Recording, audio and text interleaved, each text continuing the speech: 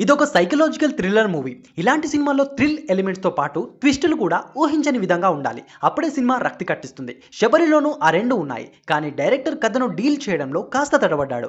ఎంచుకున్న పాయింట్ బాగుంది. కానీ దాని చుట్టూ అల్లుకున్న కథ, రాసుకున్న స్క్రీన్ ప్లే అంతగా ఆకట్టుకోలేకపోయింది. చాలా సన్నివేశాలు గత సినిమాలను గుర్తు చేసేలా ఉన్నాయి. లాజిక్స్ విషయంలో సినిమాటిక్ లిబర్టీ ఎక్కువగా తీసుకున్నాడు. కథంతా ఒక పాయింట్ చుట్టే తిరగడంతో సాగదీతగా అనిపిస్తుంది. అయితే మదర్ సెంటిమెంట్ బాగా వర్కౌట్ అయింది.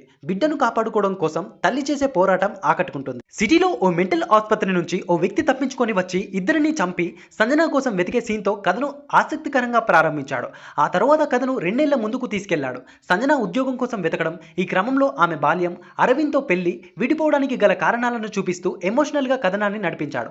అయితే ప్రతిదీ డీటెయిల్గా చూపించడంతో కథనం సాగదీసినట్లుగా అనిపిస్తుంది. ఫస్ట్ హాఫ్ అంతా సింపుల్గా, నిదానంగా సాగినట్లుగా అనిపిస్తుంది. ఇంటర్వెల్ ట్విస్ట్ ఆకట్టుకుంటుంది. ఇక సెకండ్ హాఫ్లో ఒక్కో ట్విస్ట్ రివీల్ అవ్వడంతో కథపై